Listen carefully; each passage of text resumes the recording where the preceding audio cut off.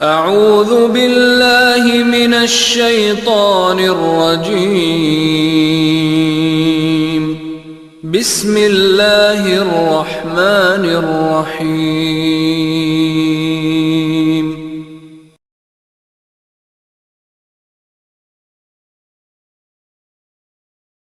والمرسلين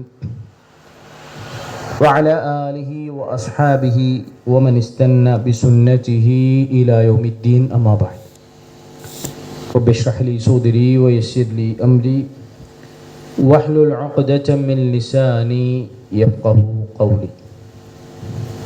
സ്നേഹം നിറഞ്ഞ സഹോദരിമാരെ സഹോദരന്മാരെ,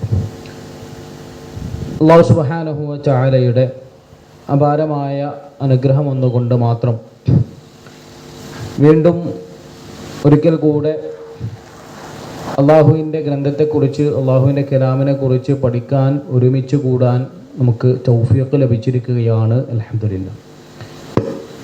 ഇഖ്ലാസോടുകൂടെ ഈയൊരു സംഗമം അവസാനിക്കുന്നത് വരെ ഇരിക്കാനും അത് പരലോകങ്ങളിൽ നമുക്ക് ഉപകാരപ്പെടാനും അല്ലാഹു സുബ്ഹാനഹു വ തആല നമുക്ക് ഏവർക്കും തൗഫീഖ് നൽകി അനുഗ്രഹിക്കുമാറാകട്ടെ. ബാക്കിലുള്ളവരൊന്നും കൊണ്ട് മുന്നോട്ട് കയറിയിരുന്ന ബറക്കല്ലാഹു ഫീക്കും.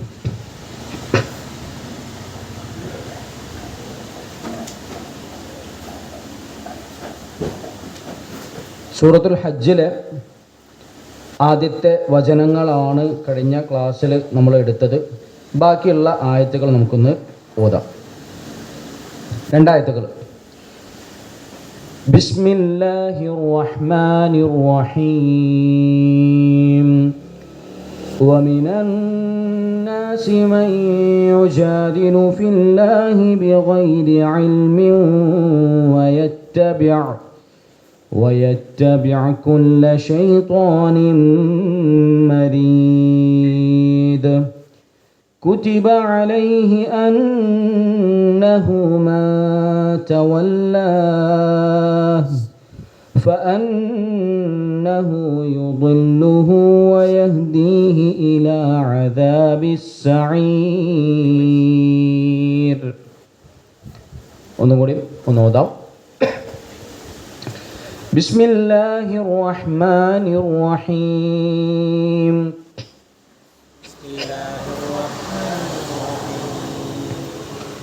ومن الناس من يجادل في الله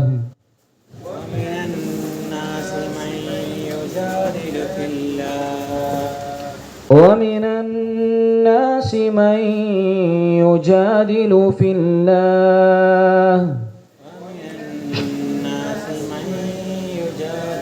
الله നൂന് ഉന്നത്തുള്ളതാണ്, മണിച്ചുകൊണ്ട്. വമിനന്നാസി വമിനന്നാസി.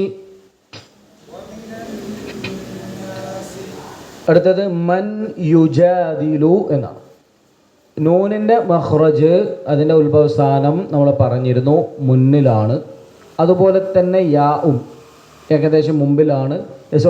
നാവിൻ്റെ സെൻട്രലിൽ നിന്നാണ് ജയ്ഷുൻ എന്നുള്ള യാ വരുന്നത്, നാവിൻ്റെ മധ്യഭാഗത്ത് നിന്നാണ്. ഇവിടെ നമ്മൾ ചെയ്യേണ്ടത് നൂനിൻ്റെ ശബ്ദം യായിലേക്ക് മെർജ് ചെയ്തിട്ട് അതിലേക്ക് കൂട്ടിച്ചേർത്ത് കൊണ്ട് കുറച്ച് മണിക്കുക കൂടി ചെയ്തുകൊണ്ടാണ് അവിടെ ഉച്ചരിക്കേണ്ടത്. എങ്ങനെയാണെന്ന് ചോദിച്ചാൽ നൂനിനെ ആദ്യം യായിലേക്ക് ചേർക്കുക. അപ്പം എന്താവും? മൻ യ എന്നുള്ളത് മയ്യ എന്നാവും. മയ്യ. അടുത്ത പണി എന്താണ്? അല്ലെങ്കിൽ മൻ യു എന്നാണ്. അപ്പം മൈ യു എന്നായിട്ട് മാറും. ഇനി അതിനെ മണിക്കുക കൂടി ചെയ്യുമ്പം എന്നുള്ള ശബ്ദം കൂടി വന്നാൽ മയ്യു എന്ന് വരും. മയ്യുജാദിലു മയ്യുജാദിലു. ഇത് യാന് മാത്രമല്ല, യാ, നൂന്, മീമ്, വാവ്, ഈ 4 അക്ഷരങ്ങൾ ഉച്ചരിക്കുമ്പോഴും ഇതേപോലെ തന്നെയാണ്. അതായത് സുക്കൂനുള്ള നൂനിന് ശേഷം യൻ മു എന്നുള്ള പദം പഠിച്ചാൽ മതി. യൻ മു, യാ, നൂന്, മീമ്, വാവ്.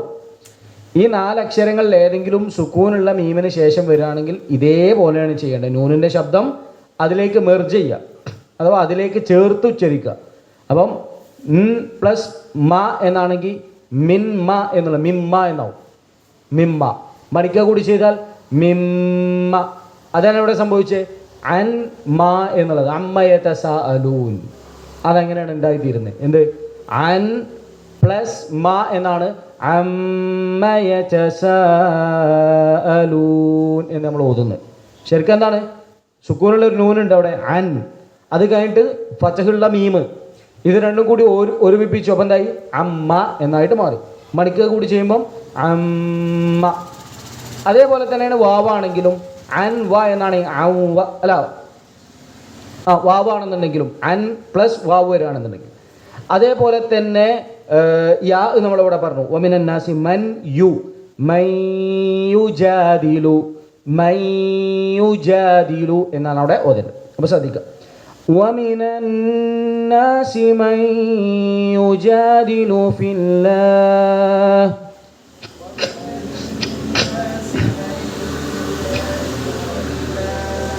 ومن الناس من يجادل في الله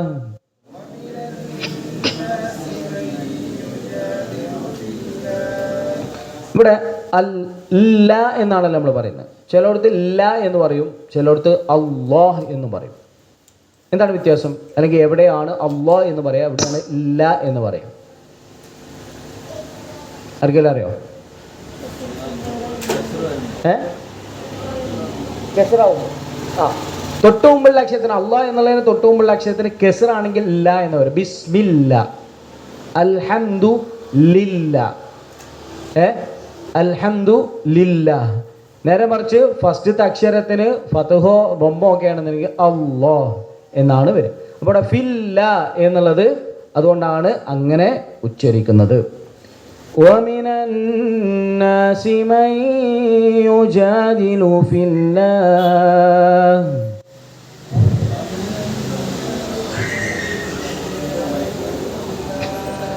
ومن الناس من يجادل في الله بغير علم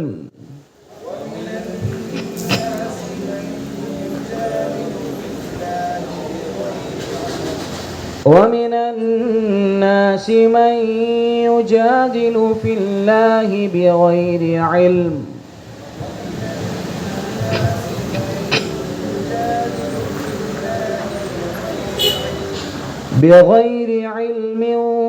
ويتبع كل شيطان مريد.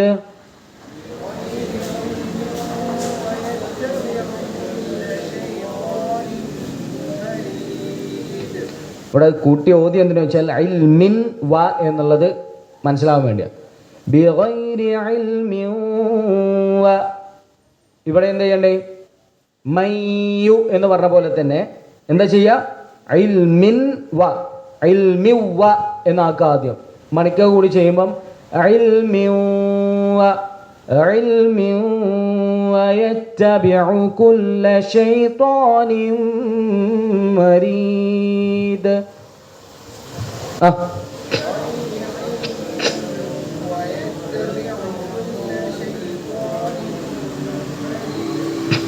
മൂന്നാമത്തെ അക്ഷരം മീമും ഇവിടെ തന്നെ വന്നു. യാവും വന്നു, വാവും വന്നു, മീമും വന്നു. ഇനി ബാക്കിയുള്ള ഏതാ? യൻമു എന്നുള്ളതിൽ നൂന് മാത്രമാണ്. സുക്കൂനുള്ള നൂനും പിന്നെ ഒരു നൂനും കൂടി വരുമ്പോൾ സ്വാഭാവികമായിട്ടും അങ്ങനെ തന്നെ വരിക. ഇന്ന എന്ന് പറയുന്നത് ശരിക്കും ശബ്ദമുള്ള ഒരു അക്ഷരം എന്ന് പറഞ്ഞാൽ എന്താണ്? രണ്ടക്ഷരങ്ങളാണ്. ശബ്ദമുള്ള ഒരക്ഷരം എന്ന് പറഞ്ഞാൽ രണ്ടക്ഷരങ്ങളാണ്. സുക്കൂനുള്ള ഒരു അക്ഷരവും ഫതോ കെസറോ ബൊമ്മോ ഉള്ള ഒരു അക്ഷരം. അപ്പോൾ സുക്കൂനുള്ള ഒരു നൂനും ഫതയുള്ള നൂനും ചേർത്താൽ ഇന്ന എന്ന് പറയും. സുക്കൂനുള്ള നൂനും കെസറുള്ള നൂനും ചേർത്താൽ നീ എന്നാവും. സുക്കൂനുള്ള നൂനും ബൊമ്മുള്ള നൂനും ചേർത്താൽ നു എന്നാവും. അപ്പം യൻമു എന്നുള്ളതിലെ മൂന്നക്ഷരങ്ങളും ഈ ആയത്ത് തന്നെ വന്നു.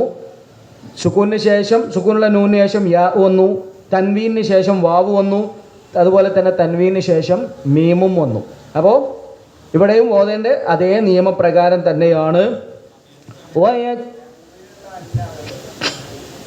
അല്ല പക്ഷെ അതും പിരിച്ചെഴുതുമ്പോൾ അത് മൂന്നക്ഷരങ്ങളാണ്. അതും ഇന്ന അന്ന എന്നുള്ളതൊക്കെ മൂന്നക്ഷരങ്ങളാണ്, രണ്ടക്ഷരമല്ല.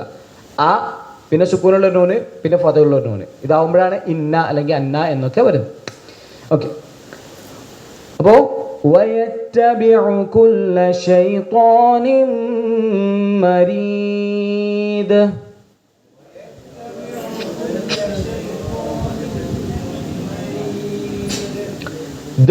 അതും ശ്രദ്ധിക്കണം.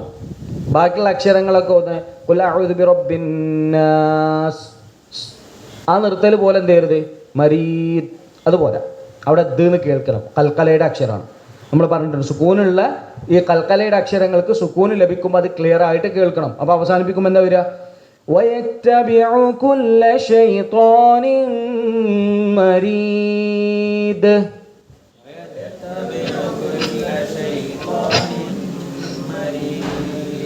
ومن الناس من يجادل في الله بغير علم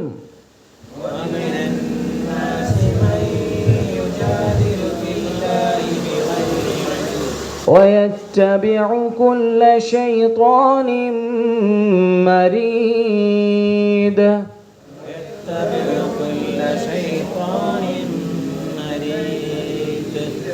كتب عليه أنه من تولاه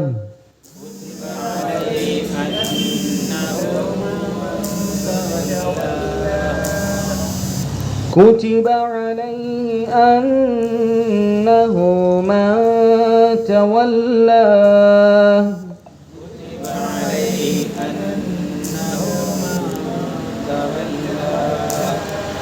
فأنه يضله ويهديه إلى عذاب السعير.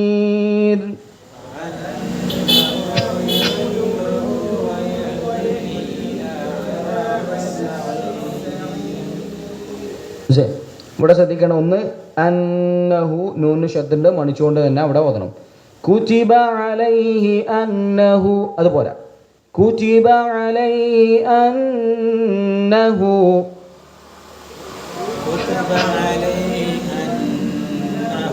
അതിനുശേഷം ചെറിയൊരു വാവ് കാണാം. അപ്പൊ സാധാരണ നീട്ടൽ വേണം. സാധാരണയിൽ കൂടുതൽ നീട്ടേണ്ടി വരും. എപ്പോ അവിടെ മൻ എന്നുള്ളതിന് പകരം അൻ എന്നാണെങ്കിൽ, ഹംസ ആണെങ്കിൽ സാധാരണയിൽ കൂടുതൽ നീട്ടേണ്ടി വരും. ഇവിടെ ഹംസ അല്ല, മീമാണ്. അതുകൊണ്ട് സാധാരണ നീട്ടൽ മതി. കുതിബ അലൈഹി അന്നഹു മാ തവല്ലാഹ്.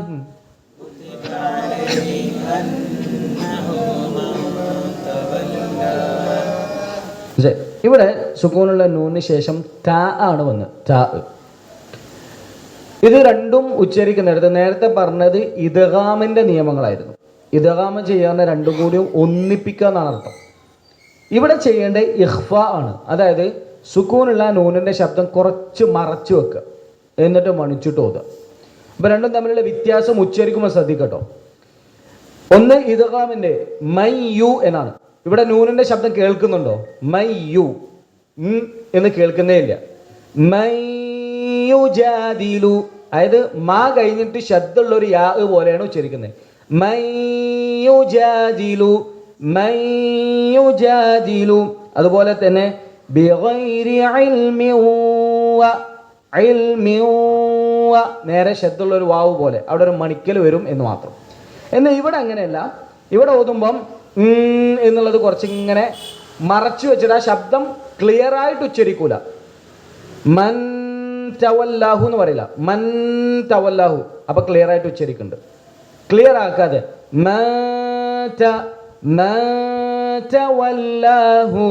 ആ രൂപത്തിലാണ് അവിടെ ഓതേണ്ടത്. അതായത് കുറച്ച് ആ നൂനിന്റെ ശബ്ദം മറച്ച് വെച്ചിട്ടാണ് അവിടെ ഓതുക. ചിലത് നമ്മൾ മുമ്പ് പറഞ്ഞിരുന്നു, ഇബ്ഹാറാണ് ചെയ്യുക, ക്ലിയർ ആക്കിയിട്ട് ഓതണം. എവിടെ മൻ എന്നുള്ളതിന് ശേഷം ആ എന്ന് വരാണെങ്കിൽ മൻ ആ, അല്ലെങ്കിൽ മൻ ആ മേന, അവിടെ മൻ എന്ന് പറഞ്ഞിട്ട് മണിക്കാനൊന്നും പറ്റൂല.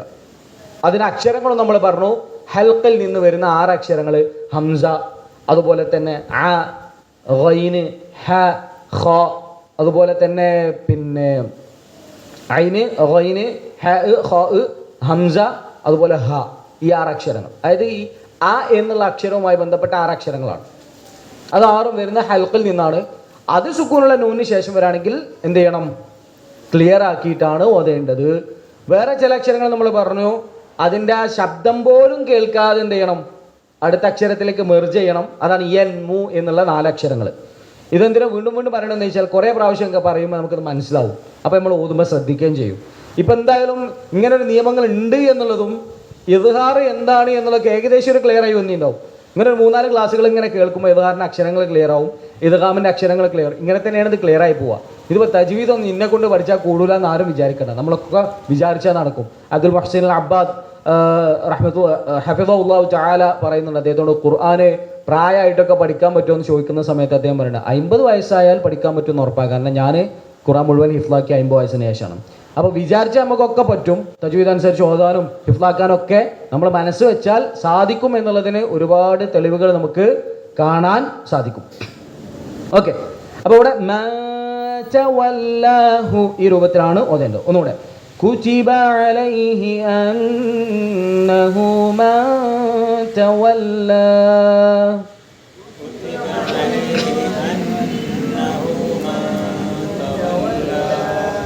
فأنه يضله ويهديه إلى عذاب السعير.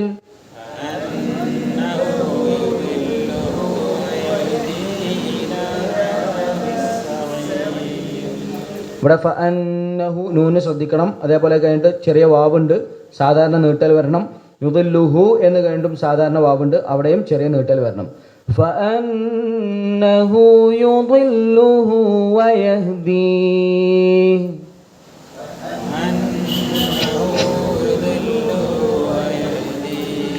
فأنه يضله ويهديه إلى عذاب السعير.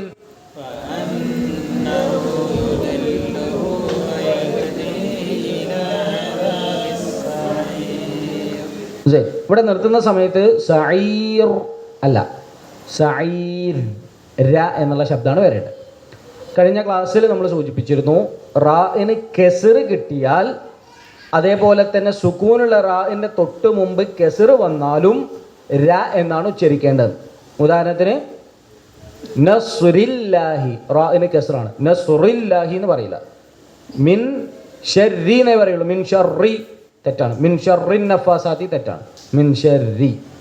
അത് റാഇന് കെസറ് കിട്ടുമ്പോൾ, റാഇന് തൊട്ട് മുമ്പുള്ള അക്ഷരത്തിന് കെസറാണെങ്കിലും ഇതേപോലെ തന്നെയാണ്. ഫിർഔന അല്ല, ഫിർഔന എന്നാണ് പറയുക. മൂന്നാമത്തെ ഒരു അവസ്ഥയാണ് ഇവിടെ പറയുന്നത്, തൊട്ട് മുമ്പുള്ളത് നീട്ടാനുള്ള അക്ഷരവും അതിന് തൊട്ട് മുമ്പ് കെസറും ആണെങ്കിലും, അതായത് കെസറ് കൊണ്ട് നീട്ടിയതിന് ശേഷം റാ ആണ് വരുന്നത് എന്നുണ്ടെങ്കിലും ര എന്നാണ് ഉച്ചരിക്കുക. അതാണ് ഇവിടെ എന്ത് ചെയ്യുന്നത്, സഈർ എന്ന് പറയുന്നത്. നിഅമൽ മൗല വ നിഅമൻ നസീർ, അവിടെ നസീർ അങ്ങനെയാണ് നിർത്തുക. നസീർ അല്ല, അല്ല, ര എന്നുള്ളതിലേക്കാണ് വരേണ്ടത്. ഓക്കെ, ഫഅന്നഹു യുദില്ലുഹു വയഹ്ദീഹി ഇലാ അദാബിസ് സഈർ.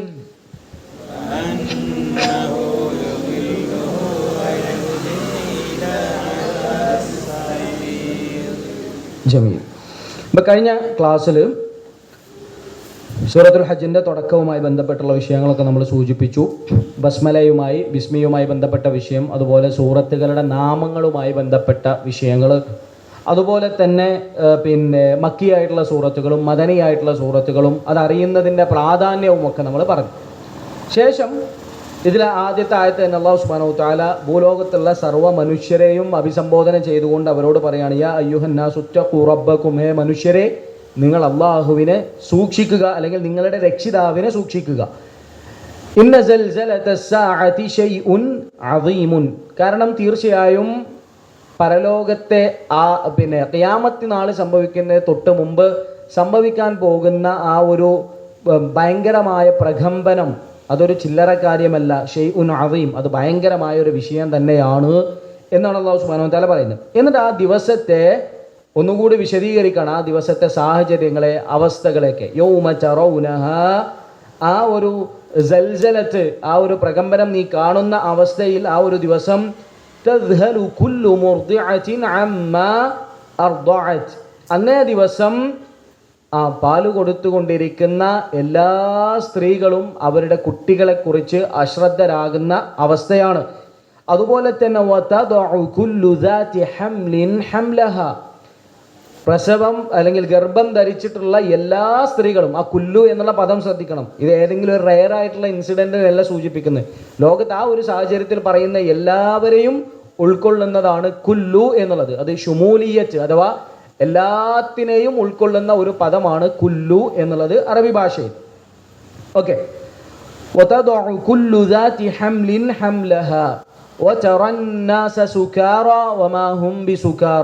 ആളുകളെ ലഹരി ബാധിച്ചവരായി നിനക്ക് കാണാം, പക്ഷേ യഥാർത്ഥത്തിൽ അവർക്ക് ലഹരി ബാധിച്ചതൊന്നല്ല. പക്ഷേ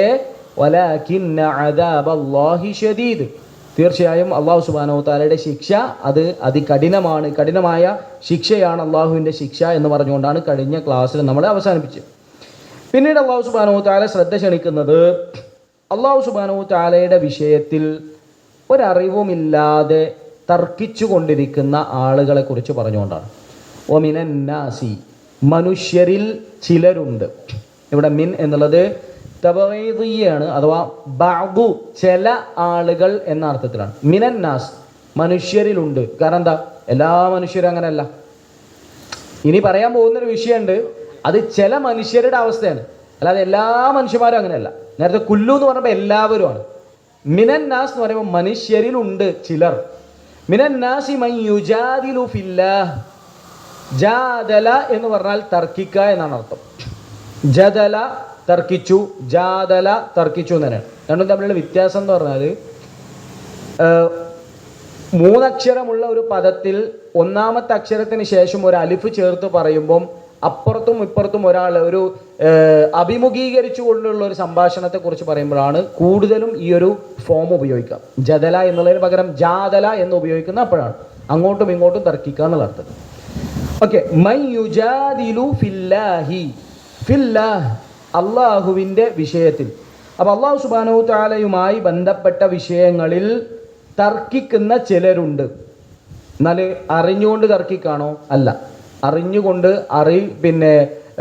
കാര്യങ്ങൾ പഠിച്ച് മനസ്സിലാക്കി ഇസ്ലാമിനെതിരിൽ അല്ലെങ്കിൽ അള്ളാഹുവിനെതിരിൽ സംസാരിക്കുന്നവരോട് അങ്ങോട്ട് തർക്കിക്കുന്നതിനെ കുറിച്ചല്ല പറയുന്നത്. മറിച്ച് ഒരു അറിവില്ലാതെ, ഒരു അന്തം കുന്തില്ലാതെ വെറുതെ വടായി വർത്താനം പറഞ്ഞുകൊണ്ടിരിക്കുന്ന ആളുകൾ. ഒമിനൻ തർക്കിക്കുന്നവൾ, അവരെ അങ്ങോട്ടും ഇങ്ങോട്ടും. മുജാദല എന്ന് പറയുമ്പം തർക്കം എന്നുള്ള അർത്ഥം വരുന്നത്. മുജാദില തർക്കിക്കുന്നവൾ.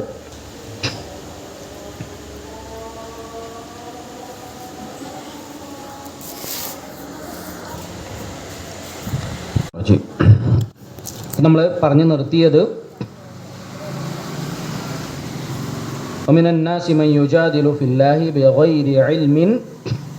അള്ളാഹുവിൻ്റെ വിഷയത്തിൽ അറിവില്ലാതെ തർക്കം നടത്തിക്കൊണ്ടിരിക്കുന്ന ആളുകൾ മനുഷ്യരിലുണ്ട്. അവർ എന്താണ് യത്തബിഉ എന്ന് പറഞ്ഞാൽ? പിൻപറ്റുന്നു.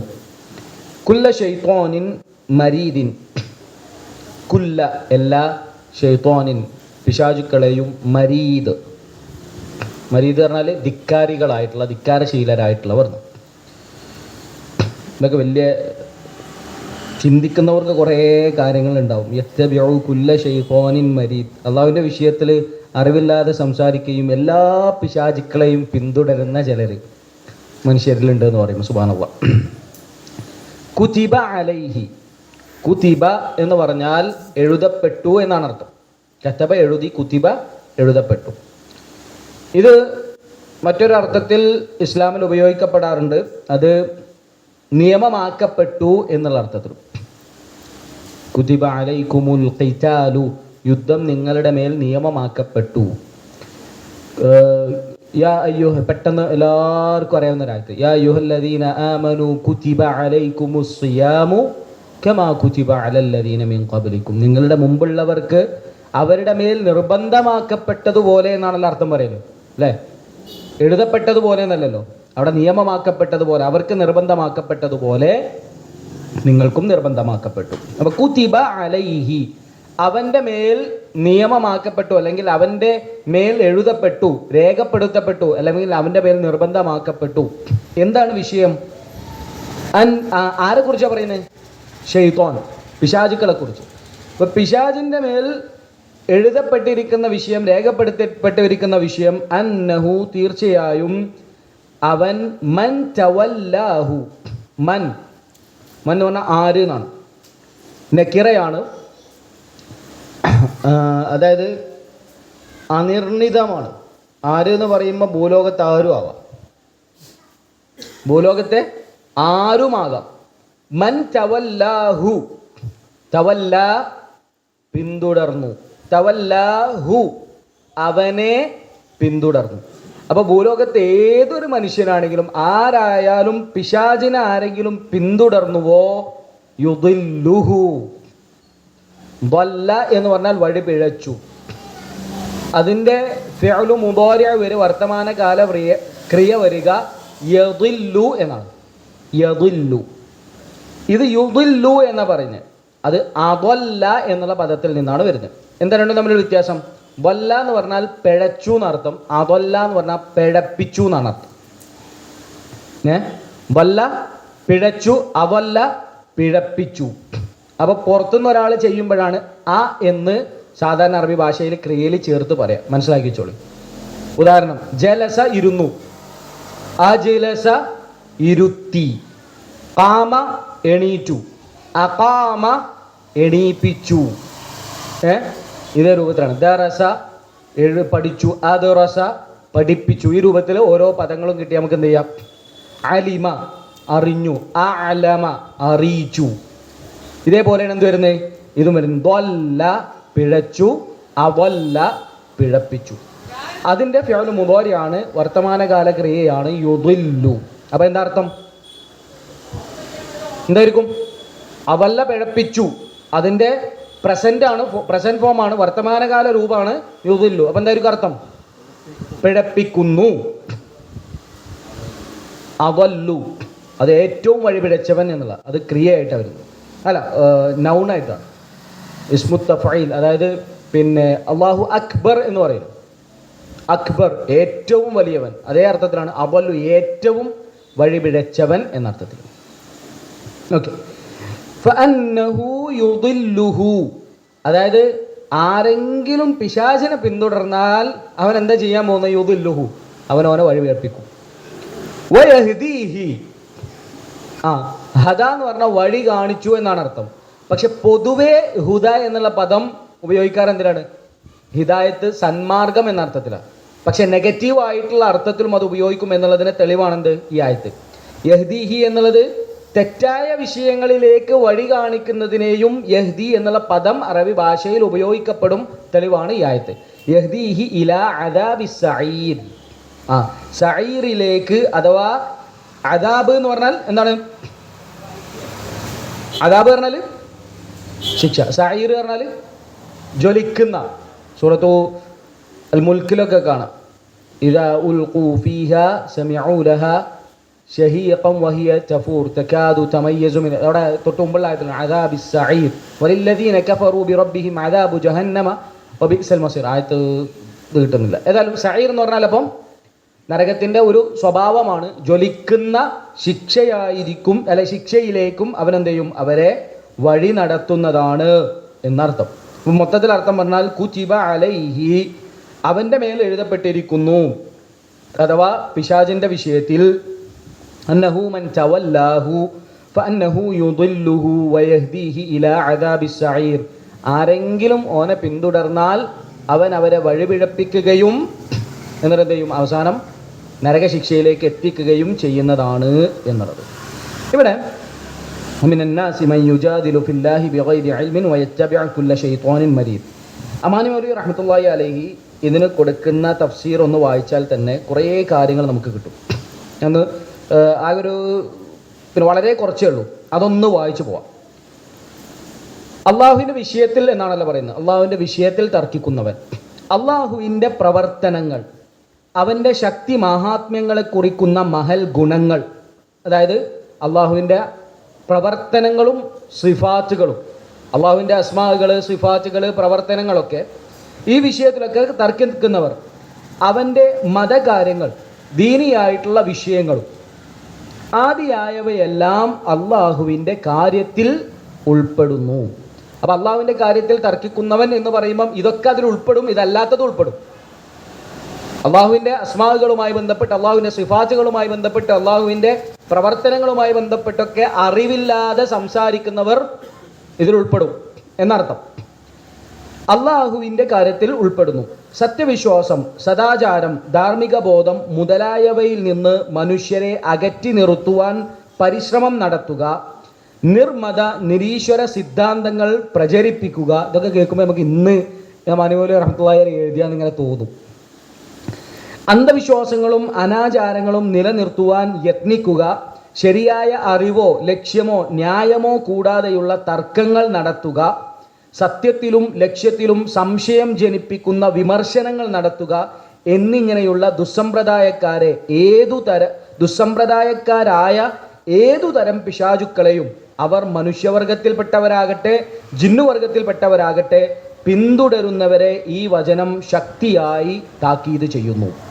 കുറേ കാര്യങ്ങൾ, കുറേ പേജുകൾ നമുക്ക് എഴുതാനുള്ള സാധനമാണ് മാനുവൽ റഹ്മത്തുള്ളാഹി അലൈഹി ഇവിടെ പറഞ്ഞു തന്നിട്ടുള്ളത്. അള്ളാഹുവിൻ്റെ വിഷയത്തിൽ പിന്നെ അറിവില്ലാതെ സംസാരിക്കുന്നവരും, അതുപോലെ തന്നെ സദാചാരം, ഈ ഓരോ പദങ്ങൾ ഇങ്ങനെ എടുക്കുമ്പോഴേ ഇത് ഇന്നത്തെ വർത്തമാന കാലഘട്ടത്തിനെ കുറിച്ച് മാനുവൽ എഴുതിയാന്നിങ്ങനെ തോന്നും.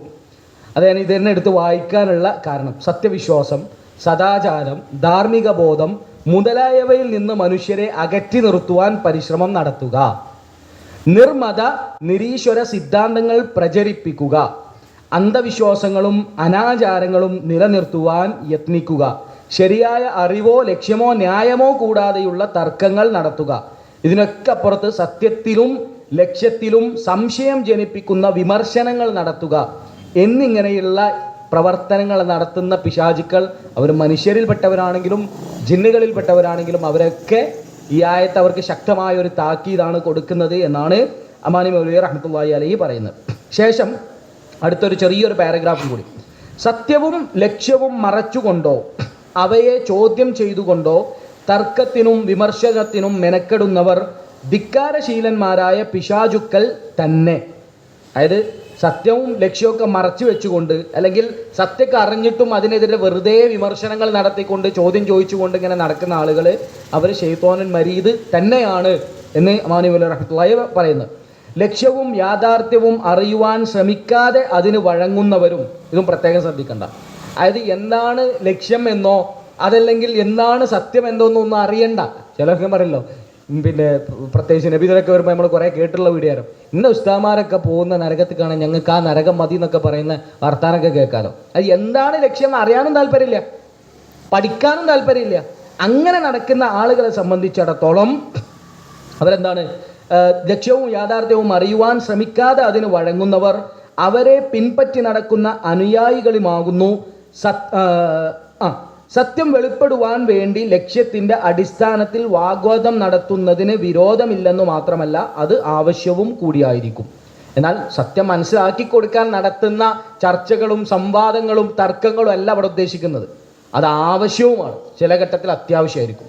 പക്ഷെ ഇത് എല്ലാവരുടെ ഡ്യൂട്ടി അല്ല, അത് നമ്മൾ പ്രത്യേകം മനസ്സിലാക്കേണ്ട.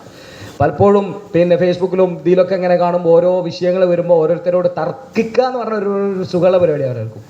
വെറുതെ ഇങ്ങനെ തർക്കിച്ചുകൊണ്ടിരിക്കും. നമുക്ക് ചിലപ്പം വ്യക്തമായിട്ടുള്ള അറിവുണ്ടാവില്ല. അപ്പോൾ നമ്മളെക്കുറിച്ച് കൂടി നമ്മൾ ഈ ആയത്തിൽ വരുന്നുണ്ടോ ശ്രദ്ധിക്കണം. നമുക്ക് അറിവില്ലാത്ത വിഷയത്തിൽ ചിലപ്പോൾ വിമർശിക്കാൻ വേണ്ടി ഈ രൂപത്തിൽ പിശാചുക്കളുടെ വരയിൽ പെട്ടുകൊണ്ട് വെറുതെ വിമർശിച്ച് നടക്കുന്ന ആളുകളുണ്ടാവും. നമ്മൾ ഇതിനെക്കുറിച്ചൊന്നും ചിലപ്പോൾ കുറേ പഠിച്ചിട്ടൊന്നും ഉണ്ടാവില്ല. നമ്മളോട് വന്നിട്ട് പല സംശയങ്ങളും ചോദിക്കുമ്പോൾ നമുക്ക് അല്ല അതെന്തപ്പം അങ്ങനെ എന്ത് തുടങ്ങിയ കുറേ സംശയങ്ങൾ നമുക്കുണ്ടാവും. അപ്പം ഇങ്ങനെ വരും ഓരോരുത്തർക്ക് മെസ്സേജ്, ഇത് ഞാൻ അയാളോട് ഇങ്ങനെ വർത്താനം പറഞ്ഞു, ഇപ്പം കിട്ടുന്ന ഉത്തരം എന്ന് പറയും. ഈ ഉത്തരപ്പം കിട്ടാൻ നിങ്ങളോട് ആരെയും പണി ഏൽപ്പിച്ചേ? ഈ എല്ലാവരോടും പോയിട്ട് ഈ വിഷയത്തിൽ അറിവുള്ളവരാ ഓരോ പണി എടുത്തോളൂ.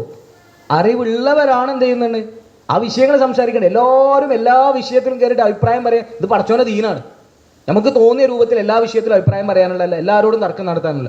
നമ്മൾ പഠിച്ചതനുസരിച്ച്, നമ്മൾ മനസ്സിലാക്കിയതനുസരിച്ച് അതിൽ ശരിയായത് കിട്ടിയാൽ നമ്മൾ സ്വീകരിച്ച് മുന്നോട്ട് പോവുക. ശരിയല്ല എന്ന് വ്യക്തമായി നമുക്ക് മനസ്സിലായി അള്ളാഹു റസൂലും അത് ഖുർആനും ഹദീസും അനുസരിച്ച് സ്വഹാബിമാരും താബിഈങ്ങളും പഠിപ്പിച്ചെന്ന് വ്യക്തമായി മനസ്സിലാക്കി തന്ന അൽഹംദുലില്ലാഹ് സമിഅനാ വ അത്വഅനാ.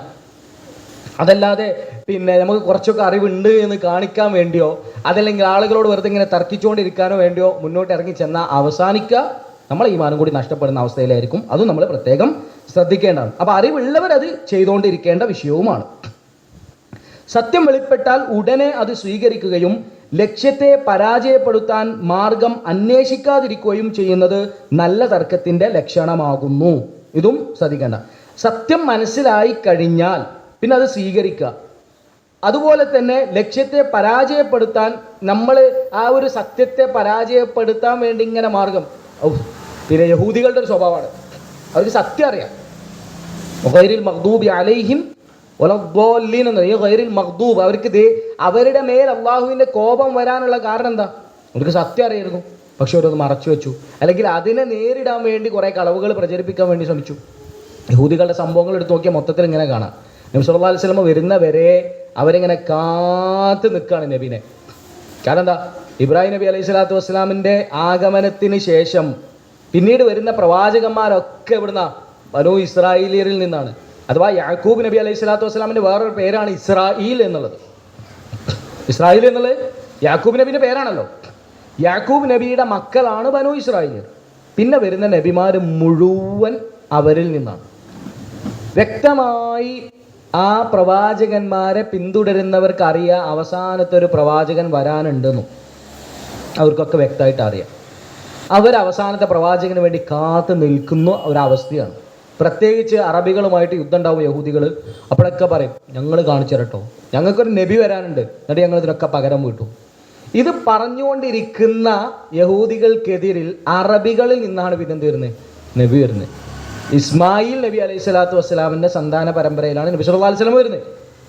ഇത് അവർക്ക് തീരെ സഹിക്കാൻ പറ്റിയിട്ടില്ല. അപ്പോൾ നബി സല്ലല്ലാഹു അലൈഹി വസല്ലം വന്നപ്പോൾ ഓരോ വിഷയങ്ങൾ ഇങ്ങനെ ചോദിക്കാൻ വേണ്ടി പറഞ്ഞേക്കുന്നുണ്ട്. ഇപ്പോൾ സൂറത്തുൽ കഹ്ഫ് മുഴുവൻ യഹൂദികളുടെ ചോദ്യവുമായി ബന്ധപ്പെട്ടാണ്. അവർ നിങ്ങൾക്ക് സത്യമാണ് എന്നറിയണമെന്നുണ്ടെങ്കിൽ 3 കാര്യത്തെക്കുറിച്ച് ചോദിക്കുക എന്ന് പറഞ്ഞിട്ട് പറഞ്ഞു വിടുകയാണ്. ഒന്നാണ് അസ്ഹാബുൽ കഹ്ഫ്, രണ്ടാമത്തെ മൂസാ നബിയും ഖിദ്ർ അലൈഹി സ്വലാത്തു വസ്സലാം തമ്മിലുള്ള സംഭാഷണം, മൂന്നാമത്തെ ദുൽഖർനൈൻ ലോകം മുഴുവൻ ഭരിച്ച രാജാവിനെ കുറിച്ചും ആ 2 കൂട്ടുകാരെ കുറിച്ചും അതുപോലെ തന്നെ ഗുഹാനിവാസികളെ കുറിച്ചും നീ അവരോട് ചോദിക്കുക. അതിനൊക്കെ ഉത്തരം കിട്ടിയാൽ നിനക്ക് മനസ്സിലാക്കുക സത്യം പറയുന്നവനാണ് എന്ന്. അതിനുള്ള ഉത്തരമായിട്ട് നബി സല്ലല്ലാഹു അലൈഹി വസല്ലം പറഞ്ഞു, ഞാൻ നാളെ പറഞ്ഞുതരാമെന്ന് പറഞ്ഞു. നബി സല്ലല്ലാഹു അലൈഹി വസല്ലമക്ക് നാളെ പറഞ്ഞു കൊടുക്കാൻ പറ്റിയില്ല, വഹി ഇറങ്ങിയില്ല. അതിനാണ് അല്ലാഹു സുബ്ഹാനഹു വ തആല വലാ തഖൂലന്ന ലിശൈഇൻ ഇന്നി ഫാഇലുൻ ദാലിക ഗദ ഇല്ലാ അൻ യശാ അല്ലാഹ് എന്നുള്ള ആയത്ത് ഇറക്കിയത്. അതായത് ഏതൊരു കാര്യവും നാളെ ഞാൻ ചെയ്യുമെന്ന് പറയുകയാണെങ്കിൽ അതിൻ്റെ കൂടെ ഇൻഷാ അല്ലാഹ് എന്ന് പറയണമെന്ന് അല്ലാഹു സുബ്ഹാനഹു വ തആലയോട് പഠിപ്പിച്ചു കൊടുത്തത്. കാരണം അത് സ്വന്തം ഇഷ്ടപ്രകാരം പറഞ്ഞു കൊടുക്കാൻ പറ്റുന്നല്ല, വഹി കിട്ടുന്നുള്ള പ്രതീക്ഷയിലാണ് നബി പറഞ്ഞ്. പക്ഷേ ഇൻഷാ അല്ലാഹ് എന്ന് പറയാൻ മറന്നപ്പോൾ അല്ലാഹു സുബ്ഹാനഹു വ തആല അവിടെ എന്ത് ചെയ്യുന്നുണ്ട്? ആ വിഷയത്തിലുള്ള അദബ് കൂടി പഠിപ്പിച്ചു കൊടുക്കുന്നത്. അപ്പോൾ പറഞ്ഞു വരുന്നത് ഇതൊക്കെ അവർക്ക് വ്യക്തമായിട്ട് അറിയാം. അങ്ങനെ അവരിങ്ങനെ വന്ന് നബി സല്ലല്ലാഹു അലൈഹി വസല്ലം ഓരോ വിഷയങ്ങൾ പഠിപ്പിക്കുമ്പോൾ അവർ തമ്മിലുള്ള സംഭാഷണങ്ങളാണെന്ത്? അല്ല ഇതിപ്പോൾ പറഞ്ഞ നബി തന്നെയാണോ? അതന്നെയാണ്. ഇനിയിപ്പോൾ എന്താ ചെയ്യുക? ഒന്നുമില്ല, നീ വിശ്വസിക്കാൻ വയ്യ. അതായത് അവരുടെ ശത്രുപക്ഷത്ത് നിന്നാണ് നബി വന്നത് എന്നുള്ളത് കൊണ്ടും ഇസ്രായേലിയരിൽ നിന്നല്ല എന്നുള്ളത് കൊണ്ടും അവരെന്ത് ചെയ്ത് അവിശ്വസിച്ച് സത്യം അവർക്ക് വ്യക്തമായിട്ടും അറിയാം.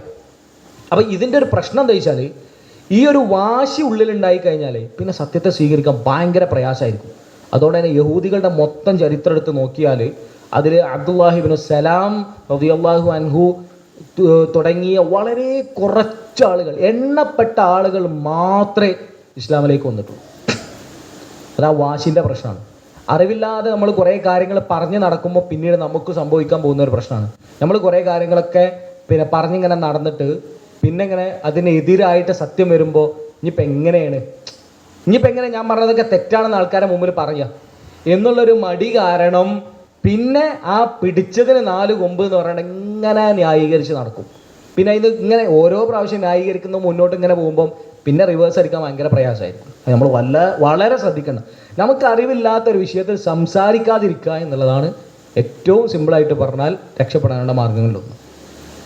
സ്വഭാവം എത്രയോ ഹദീസിൽ പഠിപ്പിക്കുന്നുണ്ടല്ലോ, മൻ കാന യുഅ്മിനു ബില്ലാഹി വൽ യൗമിൽ ആഖിർ ഫൽയഖുൽ ഖൈറൻ ഔ ലയസ്മുത്.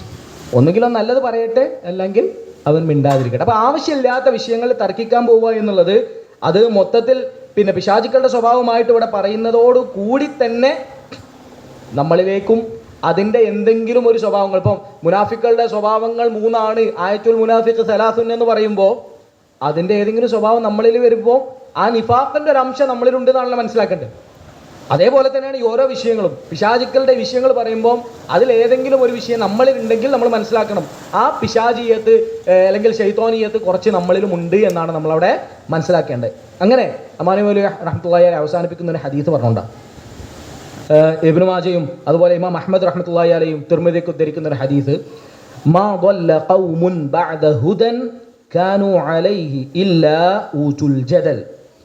അള്ളാഹു സുബ്ഹാനഹു വ തആല ഏതൊരു ജനതയെയും നേർമാർഗത്തിലാക്കി, അങ്ങനെ നേർമാർഗത്തിലായതിനു ശേഷം ഒരു ഖൗമും വഴി പിഴച്ചു പോയിട്ടില്ല. എപ്പോഴല്ലാതെ? അവർക്ക് തർക്കം നൽകപ്പെട്ടതിന് ശേഷമല്ലാതെ. ആവശ്യമില്ലാത്ത തർക്കങ്ങൾ കൊണ്ടുവരപ്പെടുന്നത് എന്ത് ചെയ്യും? അവരുടെ ഹിദായത്തിൽ നിന്ന് തെറ്റിച്ച് കളയും എന്നുള്ളത് നമ്മൾ വർത്തമാന കാലഘട്ടങ്ങളിലൊക്കെ ഇങ്ങനെ ചേർത്ത് വായിക്കും. ഓരോ സംഭവ വികാസങ്ങളൊക്കെ ചേർത്ത് വായിക്കുമ്പോൾ നമുക്ക് മനസ്സിലാക്കാൻ സാധിക്കും. അല്ലാഹു സുബ്ഹാനഹു വ തആല ഹക്കിൻ്റെ മാർഗത്തിൽ നമ്മളൊക്കെ ഉറപ്പിച്ച് നിർത്തട്ടെ. ചില വിഷയങ്ങൾ കൂടി അറിവില്ലായ്മയെക്കുറിച്ച് മുൻഗാമികൾ നമുക്ക് തന്ന ചില താക്കീതുകൾ കൂടെ അല്ലെങ്കിൽ ചില ഉത്ബോധനങ്ങൾ കൂടെ സാന്ദർഭികമായിട്ട് സൂചിപ്പിക്കണം. ഒന്ന്, സഹല തസ്തരി റഹ്മത്തുള്ളാഹി അലൈഹി പറയുന്നുണ്ട്, മാ ഉസിയല്ലാഹു തആല ബിമഅസിയത്തിൻ അഅ്ദമു മിനൽ ജഹൽ. അല്ലാഹു സുബ്ഹാനഹു തആലയോട് ഒരു മനുഷ്യൻ കാണിക്കുന്ന അനുസരണക്കേടിൽ ഏറ്റവും വമ്പിച്ചത് എന്ന് പറഞ്ഞാൽ അറിവില്ലായ്മയാണ്. അപ്പോൾ അദ്ദേഹത്തോട് ചോദിച്ചു, ഫഹൽ തഅരിഫു ഷൈഅൻ അശദ്ദു മിനൽ ജഹൽ. അറിവില്ലായ്മയേക്കാൾ കഠിനമായ എന്തെങ്കിലും കാര്യം ഉണ്ടോ എന്ന് ചോദിച്ചു. അപ്പോൾ അദ്ദേഹം പറഞ്ഞു, നഅം, ഒരു കാര്യമുണ്ട്. എന്നിട്ട് അദ്ദേഹം പറഞ്ഞു കൊടുത്തു, അൽ ജഹ്ലുൽ മുറക്കബ്, അതായത് അൽ ജഹ്ലു ബിൽ ജഹൽ. എനിക്ക് അറിയൂല എന്ന് പോലും അറിയാത്ത ചില ആളുകളുണ്ടാവും. അതായത് പൊട്ടത്തരം വിളിച്ച് പറയാണ് എന്നുള്ളൊരു ബോധം പോലും ഉണ്ടാവില്ല. അതായത് പറയുന്ന മൊത്തം പൊട്ടത്തരാണ്. നമ്മളിങ്ങനെ കേട്ട് ചിരിക്കണം, ഇത് എന്തൊക്കെയാണ് പറയുന്നത്. നമ്മളിതിൻ്റെ സത്യാവസ്ഥയൊക്കെ ചിലപ്പോൾ മനസ്സിലാക്കിയിട്ടുണ്ടാവും. പറയുന്നൊക്കെ കേട്ടിട്ട് ചിരിക്കുക എന്നല്ലാതെ അങ്ങോട്ട് പറഞ്ഞു കൊടുത്താൽ ചിലപ്പോൾ അതിനേക്കാൾ ശബ്ദം ഉയർത്തി ഒച്ചയും വിളി ഉണ്ടാക്കിയിട്ട് പോവുക എന്നല്ലാതെ സത്യത്തെ അംഗീകരിക്കാൻ പോലും. കാരണം അവർക്ക് എന്താ, എനിക്ക് ഈ വിഷയത്തെക്കുറിച്ച് അറിവില്ല എന്നുള്ള ബോധം പോലും ഇല്ലാത്ത ആളുകൾ, അതാണ് അതിനേക്കാൾ പ്രയാസം. കാരണം എന്താ, ഓനെ സംബന്ധിച്ചിടത്തോളം ഓനെ അറിയില്ല എന്നുള്ള ബോധം പോലും ഇല്ലല്ലോ. പിന്നെ ഓൻ എങ്ങനെ നന്നാവാനാ? ഏതുപോലെ? ബിദഅത്ത് പോലെ. ബിദഅത്തുകൾ ചെയ്യുന്ന ഒരാൾ പിന്നെ സുഫിയാൻ തൗരി റഹ്മത്തുള്ളാഹി അലൈഹി പറയുന്നതായിട്ട് കാണാൻ സാധിക്കും, ഏറ്റവും വലിയ പിന്നെ പ്രശ്നം ബിദഅത്താണ് എന്ന് പറഞ്ഞുകൊണ്ട് അദ്ദേഹം പറയുന്ന കാരണം എന്താ വെച്ചാൽ, ഇപ്പോൾ കള്ള് കുടിക്കുന്നവനും വ്യഭിചരിക്കുന്നവനും മോഷണം നടത്തുന്നവന് പോലും ഓൻ അറിയുന്നത് ഇത് തെറ്റാണ്. അപ്പോൾ ഓനതിനെന്ത് ചെയ്യും? തൗബ ചെയ്ത് മടങ്ങിക്കോളും. പക്ഷെ ബിദഅത്ത് ചെയ്യുന്നവൻ എന്തിനാ മടങ്ങുന്നത്? ബിദഅത്ത് ചെയ്യുന്ന ഒരാൾ മൗലൂദ് ചൊല്ലി നടക്കുന്ന, അതല്ല എന്നുണ്ടെങ്കിൽ നബി സല്ലല്ലാഹു അലൈഹി വസല്ലമ പഠിപ്പിക്കാത്ത, നബി സല്ലല്ലാഹു അലൈഹി വസല്ലമയുടെ പേരിൽ ഓരോ സ്വലാത്തുകൾ കൊണ്ടുവന്നിട്ട് നബിയുടെ ജന്മദിനം ആഘോഷിക്കാൻ നബി സല്ലല്ലാഹു അലൈഹി വസല്ലമ പഠിപ്പിച്ചാൽ അതൊക്കെ ചെയ്തുകൊണ്ട് നടക്കുമ്പോൾ അയാൾ പിന്നെ എന്തിനാ തൗബ ചെയ്യുന്നത്? കാരണം അയാളുടെ മനസ്സിലുള്ള ബോധം എന്താണ്? ഞാൻ ഈ ചെയ്യുന്നതൊക്കെ ശരിയാണെന്നാണല്ലോ. ശരിയായ ഒരു കാര്യം ചെയ്യുന്നതിന് ആരെങ്കിലും തൗബ ചെയ്യുമോ? ഇല്ല. അപ്പം ശരിയാണ് എന്ന് ഉറച്ച വിശ്വാസമുള്ള ഒരാൾ ചെയ്യുന്നത് അത് ഒരിക്കലും തൗബ ചെയ്യൂല. അതുകൊണ്ട് തന്നെ മറ്റ് പാപങ്ങളെക്കാൾ ഗൗരവമുള്ളതാണ് എന്ത്? ബിദഅത്ത് എന്ന് സുഫിയാൻ തൗരി റഹ്മത്തുള്ളാഹി അലൈഹി പറയുന്നത് വളരെ ഗൗരവമുള്ള വിഷയമാണ്. അത് ഇതേ വിഷയം തന്നെയാണ് വരുന്നത്. അതായത് ഇത് തെറ്റാണ് എന്ന അറിവ് പോലും ഇല്ലാത്ത അവസ്ഥ. ഒന്ന്, ഈ വിഷയം തെറ്റാണെന്ന് അറിയുന്നവർ അവരൊരു പക്ഷേ തൗബ ചെയ്തേക്കാം. പക്ഷേ ഇത് തെറ്റാണ് എന്നുള്ള ബോധം പോലും ഇല്ലാതെ ചെയ്ത് നിൽക്കുന്നവർ അവർ തൗബ ചെയ്യാൻ പോലും സാധ്യതയല്ല. അത് ഇതിൻ്റെ ഒരു മറുപക്ഷമായിട്ട് നമുക്ക് മനസ്സിലാക്കാം. അതായത് അറിവില്ലായ്മയാണ് ഏറ്റവും വലിയ പ്രശ്നം. അപ്പോൾ അതിനോട് അദ്ദേഹത്തോട് ചോദിച്ചത്, അറിവില്ലായ്മയേക്കാൾ വലിയ പ്രശ്നം ഉണ്ടോ എന്ന് ചോദിച്ചപ്പോൾ അദ്ദേഹം പറഞ്ഞു, അതെ, അറിവില്ല എന്നുള്ള അറിവ് പോലും ഇല്ലാതിരിക്കലാണ് അതിനേക്കാൾ വലിയ പ്രശ്നം എന്ന് അദ്ദേഹം പറയുന്നത്. അതുപോലെ തന്നെ നബി സല്ലല്ലാഹു അലൈഹി വസല്ലമ പഠിപ്പിക്കുന്ന ഒരു ഹദീസ് ഉണ്ട്, മസലു മാ ബഅസനി അല്ലാഹു ബിഹി മിനൽ ഹുദാ വൽ ഇൽം കമസലിൽ ഗൈസിൽ കസീർ അസോബ അർദൻ. അതായത് ചുരുക്കി, അതിൻ്റെ ഹദീസ് കുറച്ച് നീളമുള്ള ഹദീസാണ്. ചുരുക്കി പറയുകയാണെങ്കിൽ നബി സല്ലല്ലാഹു അലൈഹി വസല്ലമ പറയുകയാണെങ്കിൽ, എനിക്ക് നൽകപ്പെട്ട അറിവും അതുപോലെ തന്നെ വഹിയുമൊക്കെ അത് ഒരു മഴ പോലെയാണെന്ന് പറയുന്നു. ആ മഴ രണ്ട് ഭൂമിയിൽ പതിച്ചു. ഒരു ഭൂമിയിൽ പതിച്ചപ്പം ആ മഴ കാരണം ആ ഭൂമി എന്ത് ചെയ്തു? തളിർനാമ്പിട്ട് പുതുനാമ്പുകൾ വിടർന്ന് അവിടെ ചെടികളും സസ്യലതാദികളും വളർന്ന് പന്തലിച്ച് മൊത്തം ഭൂമിക്ക് ഉപകാരപ്പെടുന്ന ഫലങ്ങൾ അതിൽ നിന്ന് കിട്ടിത്തുടങ്ങി. മറ്റൊരു ഭൂമി ഇതേ മഴ പതിച്ചു, പക്ഷേ അവിടെ ഒന്നും ഉണ്ടായില്ല. നബി സല്ലല്ലാഹു അലൈഹി വസല്ലം പറയും, ഇതാണ് ഞാൻ കൊണ്ടുവന്ന ഹുദയും അത് സ്വീകരിക്കുന്നവരും തമ്മിലുള്ള ഉപമ എന്ന്. അതായത് ഇത് ചില ആൾക്കാർക്ക് കിട്ടും, അവരിത് പഠിക്കും, മനസ്സിലാക്കും, ആ ഇഖ്ലാസ് അനുസരിച്ച് ആളുകളിലേക്ക് ഇതിൻ്റെ ഫലം മുഴുവൻ എത്തിച്ചു കൊടുക്കും. വേറെ ചില ആളുകൾക്ക് ഇത് കിട്ടും, ഒരു ഉപകാരം അവർക്ക് കിട്ടാനും പോകുന്നില്ല. അല്ലാഹു സുബ്ഹാനഹു വ തആല അങ്ങനെ ഉപകാരപ്പെടുന്ന ആളുകളിൽ നമ്മളെയൊക്കെ ഉൾപ്പെടുത്തി അനുഗ്രഹിക്കുമാറാകട്ടെ. മറ്റൊന്ന് ഇബ്നുൽ ജൗസി റഹ്മത്തുള്ളാഹി അലൈഹി പറയാണ്, ഇഅലം, നീ അറിയണം, അന്നൽ ബാബൽ അഅ്ളമ അല്ലദീ യദ്ഖുലു മിൻഹു ഇബ്ലീസു അലൻ നാസി ഹുവൽ ജഹൽ. പിശാച് ഒരു മനുഷ്യനിലേക്ക് പ്രവേശിക്കുന്ന ഏറ്റവും ഒന്നാമത്തെ കാരണം, ഒന്നാമത്തെ വാതിൽ എന്ന് പറയുന്നത് അറിവില്ലായ്മയാണ്. അത് ഈ ആയത്തുമായിട്ട് ചേർത്ത് വായിക്കുമ്പോൾ നമുക്കറിയാം അല്ലേ. വമിനൻ നാസി മൻ യുജാദിലു ഫില്ലാഹി ബിഗൈരി ഇൽമിൻ, അവരെന്താണ്, വയത്തബിഉ കുല്ല ശൈത്വാനിൻ മരീദ്, അവരെല്ലാ പിശാചുക്കളെയും ശൈത്വാനിയത്ത് പറഞ്ഞ് നടക്കുന്നവർ, ഇൻസുകളാണെങ്കിലും ജിന്നുകളാണെങ്കിലും എന്നുള്ളത് നേരത്തെ പറഞ്ഞല്ലോ. അങ്ങനെ ഈ പിശാചിയത്ത് പറഞ്ഞ് നടക്കുന്നവർ അത് എന്തൊക്കെയാണ് എന്നുള്ള മാനി മൗലവി റഹ്മത്തുള്ളാഹി അലൈഹിയുടെ വിശദീകരണം ഉദ്ധരിച്ചുകൊണ്ട് നമ്മൾ പറഞ്ഞു. ഓരോ വിഷയങ്ങൾ സത്യത്തിൽ നിന്ന് വ്യതിചലിപ്പിക്കാൻ വേണ്ടി വിമർശനങ്ങൾ ഉയർത്തുന്നവർ, അതുപോലെ തന്നെ സത്യം മറച്ചു വെക്കാൻ വേണ്ടി നടക്കുന്നവർ, പിന്നെ അനാചാരങ്ങൾക്ക് വേണ്ടി ശബ്ദിക്കുന്നു, ഇതൊക്കെ അതിൽപ്പെടും. അങ്ങനെ നടക്കുന്നവർക്ക് എന്താണ്, ശൈത്വാനുൻ മരീദാണ് എന്നുള്ളതും മാനി മൗലവി റഹ്മത്തുള്ളാഹി അലൈഹി പറഞ്ഞു. അപ്പോൾ ആ ജഹാലത്താണ് പിശാചിനുള്ള ഒന്നാമത്തെ വാതിൽ എന്ന്. മറ്റൊന്ന്, അലി റളിയല്ലാഹു അൻഹു ജഹലിനെയും അറിവിനെയും അദ്ദേഹം പറഞ്ഞ് മനസ്സിലാക്കി തരുന്ന ഒരു ഉദാഹരണം അദ്ദേഹം പറയുന്നത്, കഫാ ബിൽ ഇൽമി ശറഫൻ അൻ യദ്ദഈഹി മൻ ലാ യുഹ്സിനുഹു. അറിവിൻ്റെ മാഹാത്മ്യം മനസ്സിലാക്കാൻ ഒരു കാര്യം മാത്രം മതി. എന്താ വെച്ചാൽ, ഏത് പമ്പര വിഡ്ഢിയും എനിക്കിതിനെക്കുറിച്ചൊക്കെ ഭയങ്കര അറിവുണ്ട് എന്ന് പറയുമ്പോൾ ഒരു സന്തോഷം തോന്നുന്നു. ഏത് പൊട്ടനാണെന്നുണ്ടെങ്കിലും ഒരു വിഷയത്തെക്കുറിച്ച് ഒരു ബോധമില്ലാത്തവനാണെങ്കിലും ഓനോട് ഈയൊക്കെ ഭയങ്കര, എനിക്ക് ഈ വിഷയത്തെ ഇതിനെക്കുറിച്ച് എനിക്ക് നല്ല അറിവെന്ന് പറയുമ്പോൾ ഒരു പുഞ്ചിരി ഇങ്ങനെ വിടരുന്നത് കാണാമല്ലോ. അതേപോലെ തന്നെ അറിവില്ലായ്മയെ സംബന്ധിച്ച് വകഫാ ബിൽ ജഹ്ലി ദഖതൻ അൻ യതബറഅ മിൻഹു മൻ ഹുവ ഫീഹി വയഗ്ദബു ഇദാ നുസിബ ഇലൈഹി. അറിവില്ലായ്മയുടെ മോശത്തരം, അതിൻ്റെ വഷളത്തരം മനസ്സിലാക്കാൻ അത് ആരിലേക്കും, അറിവില്ലാത്ത ഒരാളാണെങ്കിൽ പോലും എനിക്കതിനെക്കുറിച്ചൊന്നും അറിവില്ല എന്ന് പറയുമ്പോൾ അത് ഇഷ്ടപ്പെടാതിരിക്കുകയും അത് തന്നിലേക്ക് ചേർത്ത് പറയുമ്പം അതിനെ ദേഷ്യപ്പെടുകയും ചെയ്യുന്നു എന്നുള്ളത് മാത്രം മതി അറിവില്ലായ്മയുടെ വഷളത്തരവും അറിവിൻ്റെ മാഹാത്മ്യവും മനസ്സിലാക്കാൻ എന്നുള്ളത് അദ്ദേഹം പറയുന്നതായിട്ട് കാണാൻ സാധിക്കും. ഇമാം ഷാഫി റഹ്മത്തുള്ളാഹി അലൈഹിയുടെ ഒരു ഖൗല് നമുക്ക് അദ്ദേഹത്തിലേക്ക് ചേർത്തി പറയുന്ന മുമ്പ് ഒരു ക്ലാസ്സിൽ തന്നെ ഉദ്ധരിച്ചെന്ന് എൻ്റെ ഓർമ്മ. അദ്ദേഹം പറഞ്ഞു, അൽ ഇൽമു അർബഅതു മറാഹിൽ. അറിവ് എന്നുള്ളത് 4 മർഹലകളാണ്, 4 ലെവലുകളാണ്.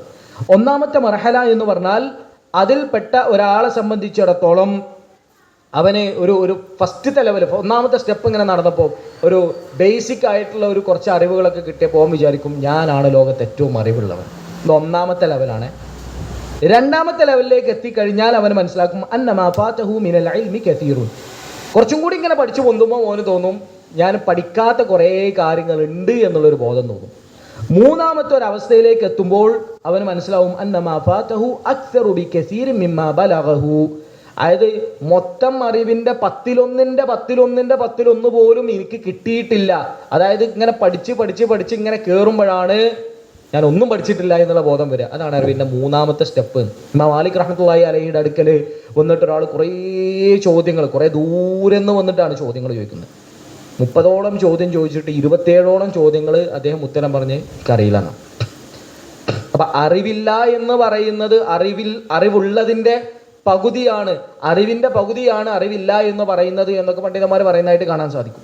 അത് ആ ഒരു ലെവലിലേക്ക് എത്തിയാലേ മനസ്സിലാവുള്ളൂ. നമ്മൾ തുടക്കക്കാരായിട്ട് ഇങ്ങനെ നിൽക്കുമ്പോൾ എന്നും നമുക്ക് തോന്നും നമ്മൾ ഇതിനെക്കുറിച്ചൊക്കെ എല്ലാ വിഷയങ്ങൾക്കും എന്തിനെക്കുറിച്ചും അഭിപ്രായമുള്ള ആളുകളെ കാണുമല്ലോ.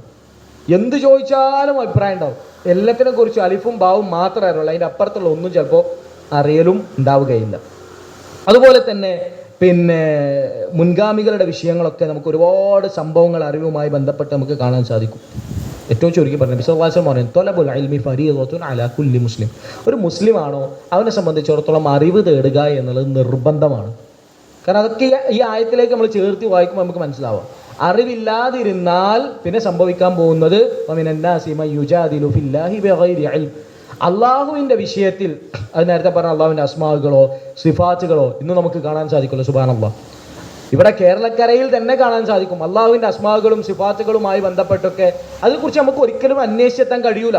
അത് അള്ളാഹുവിനെ കുറിച്ച് അള്ളാഹു പറഞ്ഞത് തന്നതല്ല. നമുക്ക് ഒരിക്കലും അതിനെക്കുറിച്ച് അതിനെ വ്യാഖ്യാനിക്കാനോ അതിനെക്കുറിച്ച് പഠിക്കാനോ അതിനെ പിന്നെ അതങ്ങനെയല്ല എങ്ങനെയാണെന്ന് പറയാനൊന്നും നമുക്ക് കഴിയൂല.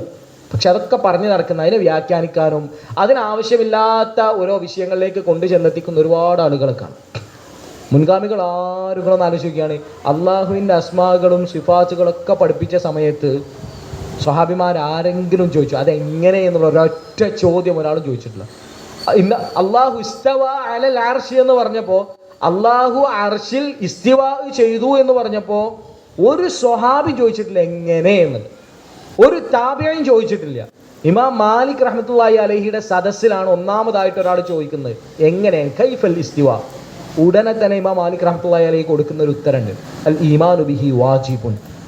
അള്ളാഹു ഇസ്തിവാ ചെയ്തു എന്നുള്ള വിശ്വസിക്കൽ നിർബന്ധമാണ്, വിശ്വസിക്കൽ നിർബന്ധമാണ്. വൽ ഇസ്തിവാ മഅലൂം. എന്താണ് ഇസ്തിവാ എന്ന് പറഞ്ഞാൽ അതിന്റെ ഭാഷാപരമായിട്ടുള്ള അർത്ഥം എന്താണ് നമുക്ക് മാലൂം, അത് അറിയപ്പെട്ടതുമാണ്. വസ്സുആലു അൻഹു ബിദ്അത്തുൻ. അതിനെക്കുറിച്ച് ചോദിക്കുക എന്ന് പറഞ്ഞാൽ തന്നെ ബിദ്അത്താണ്. കാരണം മുൻഗാമികളൊന്നും അങ്ങനെ ഒരു ചോദ്യം ചോദിച്ചിട്ടില്ല. അത് അള്ളാഹുവിൻ്റെ സിഫാത്തുകളെ കുറിച്ച് എങ്ങനെ കൈഫിയത്ത് ചോദിക്കുക എന്നുള്ള ചോദ്യം തന്നെ ബിദ്അത്താണെന്ന് പറഞ്ഞത്. അദ്ദേഹത്തെ അവിടുന്ന് പുറത്താക്കുക ചെയ്ത്. ഇയാളാണ് പിന്നീട് ഇഅ്തിസാൽ, മുഅ്തസിലിയ പിന്നെ വിഭാഗങ്ങളും അതുപോലെ തന്നെ കുറേ വിഭാഗങ്ങൾക്ക് നേതാവാൻ കാരണമായി തീർന്ന ഒരു മനുഷ്യനായി തീർന്നതെന്നൊക്കെ ചരിത്രത്തിൽ വായിക്കാൻ കാണാം. അപ്പോൾ അള്ളാഹുവിൻ്റെ സിഫാത്തുകളിൽ, അള്ളാഹുവിൻ്റെ വിഷയത്തിൽ, ഏത് വിഷയത്തിലും ദീനുമായി ബന്ധപ്പെട്ട വിഷയത്തിൽ അറിവില്ലാതെ സംസാരിച്ച് തുടങ്ങിയാൽ, അത് എത്ര വലിയ പണ്ഡിതനാണെങ്കിലും അറിവില്ലാതെ സംസാരിച്ച് തുടങ്ങിയാൽ പിന്നെ അവരെ അടുത്ത ആയത്തിൽ പറയുന്നുണ്ടല്ലോ, എന്താണ്, പിശാചിന്റെ പാതയാണ് വയത്തബിഅകുല്ല ശൈത്വാനിൻ മരീദ്.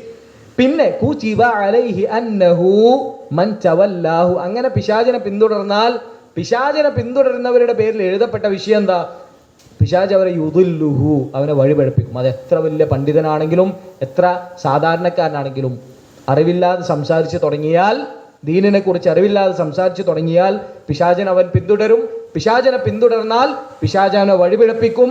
വയഹ്ദിഹി ഇലാ അദാബിസ് സഈർ. അവനെ ജ്വലിക്കുന്ന നരകാഗ്നിയിലേക്ക് അവൻ കൊണ്ടു ചെന്നെത്തിക്കുകയും അതിലേക്ക് വഴി നടത്തുകയും ചെയ്യുന്നതാണ് എന്നുള്ളത് നമുക്ക് കാണാൻ സാധിക്കും. അതുകൊണ്ട് പഠിക്കുക, തുടർച്ചയായിട്ട് അറിവ് നേടിക്കൊണ്ടിരിക്കുക എന്നുള്ളത് നമുക്ക് ഹിദായത്തിൽ തുടരാനുള്ള, സിറാത്തുൽ മുസ്തഖീമിൽ തുടരാനുള്ള ഒരു കാരണമായിട്ട് നമ്മൾ മനസ്സിലാക്കേണ്ട.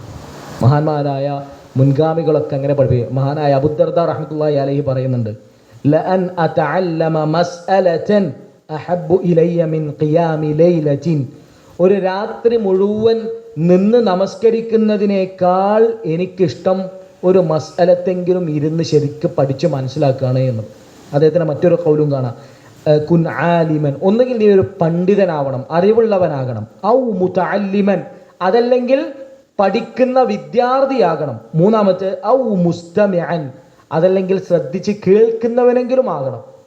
ഇത് മൂന്നുമല്ലാതെ വലാ തകുനി റാബിഅ ഫതഹ്ലക്, നാലാമതാവരുത് നീ, എങ്കിൽ നീ നശിച്ചു പോകും എന്ന് അബൂദർദ റഹ്മത്തുള്ളാഹി അലൈഹി താക്കീത് തരുന്നത്. അതുകൊണ്ട് പഠനം നമ്മുടെ ഒരു ജീവിതത്തിൻ്റെ ഭാഗമാക്കുക. പലപ്പോഴും പല ക്ലാസ്സുകളൊക്കെ തുടങ്ങുമ്പോൾ ഉള്ള ആവേശമൊന്നും കുറേ കഴിയുമ്പോൾ മുന്നോട്ട് പോകുമ്പോൾ ഉണ്ടാവില്ല.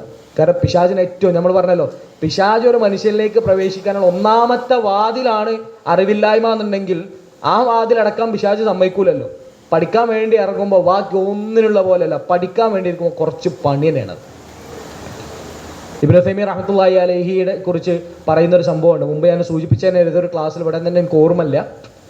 അദ്ദേഹത്തിൻ്റെ ഒരു ദർസുമായി ബന്ധപ്പെട്ട് ചേർത്ത് പറയുന്നതായിട്ട് കാണാൻ സാധിക്കും. സഅദി റഹ്മത്തുള്ളാഹി അലൈഹിയുടെ ഒരു ഖവായിദ്, ഇബ്നു റജബ് റഹ്മത്തുള്ളാഹി അലൈഹിയുടെ ഖവായിദുകൾ പിന്നെ വിവരിക്കുന്ന ഒരു ദർസ് തുടങ്ങി റിയാദിൽ.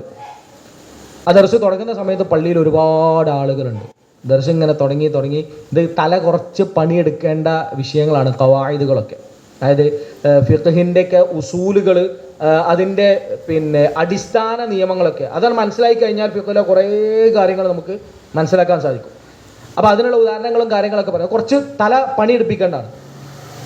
ഇത് തുടങ്ങുന്ന സമയത്ത് കുറേ ആളുകളുണ്ട്. ഇബ്നു തൈമിയ്യ റഹ്മത്തുള്ളാഹി അലൈഹി പറയാണ്, ഈ ദർസ് അവസാനിക്കുമ്പോൾ, അഥവാ ഖവായിദ് ഇബ്നു റജബ് എന്നുള്ള പുസ്തകം അത് അവസാനത്തിലേക്ക് എത്തുമ്പോൾ ഇത് കേൾക്കുന്നതായിട്ട് ഒരൊറ്റ ആൾ മാത്രമേ ഉള്ളൂ, അത് അദ്ദേഹം മാത്രമാണ്. ഇത് മൊത്തം കഴിഞ്ഞിട്ട് സഅദി റഹ്മത്തുള്ളാഹി അലൈഹി അദ്ദേഹത്തിന് ഒരു സമ്മാനം കൊടുക്കുന്നതായിട്ടും കാണാം. ഒരു ആപ്പിളാണ് കൊടുക്കുന്നത്. അദ്ദേഹം ജീവിതത്തിൽ ആദ്യമായിട്ടാണ് ആപ്പിൾ കാണുന്നത്.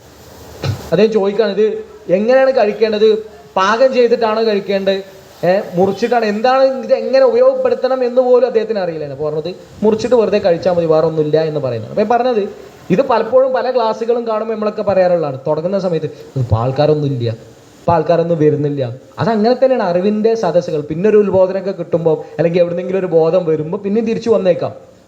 അപ്പം അറിവുമായി ബന്ധപ്പെട്ട വിഷയങ്ങളിൽ തുടർച്ചയായിട്ടിരിക്കുക എന്നുള്ളത് നമ്മൾ ഹിദായത്തുമായിട്ട് നിലകൊള്ളാൻ നമ്മുടെ ഹൃദയത്തിന് കിട്ടേണ്ട ഭക്ഷണം, നമ്മളെ ശരീരത്തിന് കൊടുക്കുന്നത് പോലെ നമ്മുടെ ഹൃദയത്തിന് കൊടുക്കേണ്ട ഭക്ഷണമാണ് അള്ളാഹുവിൻ്റെ ദീനിനെ കുറിച്ചുള്ള അറിവും അതുപോലെ തന്നെ ദിക്റുകളും. അതൊരിക്കലും നമ്മൾ ഇല്ലാതാക്കരുത്. തുടർച്ചയായിട്ടുള്ള പഠനം നമുക്ക് അത്യാവശ്യമാണ്. നമ്മൾ വഴിപിഴച്ചു പോകാതിരിക്കാൻ, നമ്മുടെ സിറാത്തുൽ മുസ്തഖീമിൽ തുടരാൻ തുടർച്ചയായിട്ടുള്ള പഠനം അത്യാവശ്യമാണ് എന്നുള്ളത് കൂടെ ഈ ഒരു ആയത്ത് നമ്മളെ ബോധ്യപ്പെടുത്തുന്നതാണ്.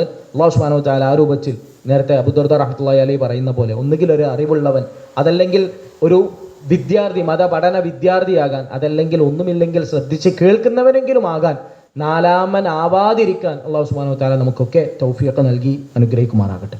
അള്ളാഹുവിൻ്റെ ദീനിനെ കുറിച്ച് കൂടുതൽ പഠിക്കാൻ, അത് പഠിച്ച കാര്യങ്ങൾ ജീവിതത്തിലേക്ക് കൊണ്ടുവരാൻ, അത് മറ്റുള്ളവർക്ക് പകർന്നു കൊടുക്കാനും തന്മൂലം നാളെ പരലോകത്ത് ഉപകാരപ്പെടാനും നമുക്കതൊരു വലിയ കർമ്മമായി അള്ളാഹുവിങ്കൽ സ്വീകരിക്കപ്പെടാനുമെല്ലാം അല്ലാഹു സുബ്ഹാനഹു വ തആല നമുക്ക് ഏവർക്കും തൗഫീഖ് നൽകി അനുഗ്രഹിക്കുമാറാകട്ടെ. ഒരു പ്രാവശ്യം കൂടി ഓതിയിട്ട് നമുക്ക് നിർത്താം.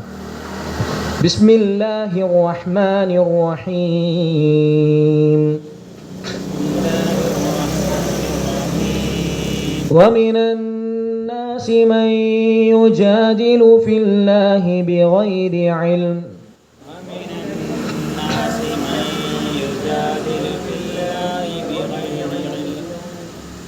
بغير علم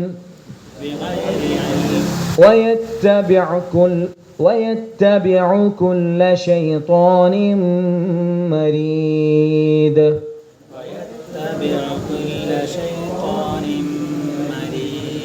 كتب عليه أنه من تولاه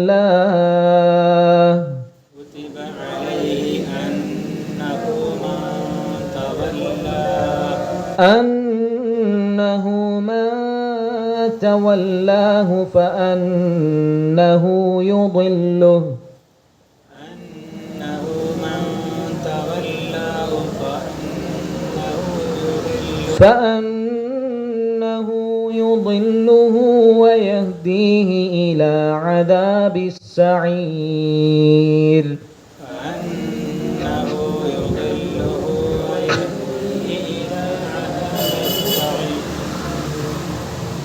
അല്ലാഹു സുബ്ഹാനഹു വ തആല നമ്മുടെ ഇരുത്തവും പഠനവും ഇവിടെ നമ്മൾ ചെലവഴിച്ച സമയവും ഊർജ്ജവും എല്ലാം നാളെ പരലോകത്ത് നമുക്ക് ഉപകാരപ്പെടുന്ന ഒരു കർമ്മമായി നമ്മിൽ നിന്ന് സ്വീകരിക്കുമാറാകട്ടെ. നമ്മിൽ നിന്ന് വന്നുപോയ ചെറുതും വലുതുമായ എല്ലാ തെറ്റുകുറ്റങ്ങളും അല്ലാഹു സുബ്ഹാനഹു വ തആല പുറത്ത് മാപ്പാക്കി തരുമാറാകട്ടെ. കലിമത്തു തൗഹീദിൽ നിലകൊള്ളുവാനും ലാ ഇലാഹ ഇല്ലല്ലാഹ് എന്ന കലിമത്തു തൗഹീദ് ഉച്ചരിച്ചുകൊണ്ട് അള്ളാഹുവിനെ കണ്ടുമുട്ടാനും മരണപ്പെട്ടു പോകുവാനുമെല്ലാം അള്ളാഹു നമുക്ക് ഏവർക്കും തൗഫീഖ് നൽകി അനുഗ്രഹിക്കുമാറാകട്ടെ. വസല്ലല്ലാഹു അലാ റസൂലിനാ മുഹമ്മദ്. അസ്സലാമു അലൈക്കും വറഹ്മത്തുള്ളാഹി വബറകാതുഹു. സുബ്ഹാനക അല്ലാഹുമ്മ വബിഹംദിക അഷ്ഹദു അൻ ലാ ഇലാഹ ഇല്ലാ അൻത അസ്തഗ്ഫിറുക വഅതൂബു ഇലൈക.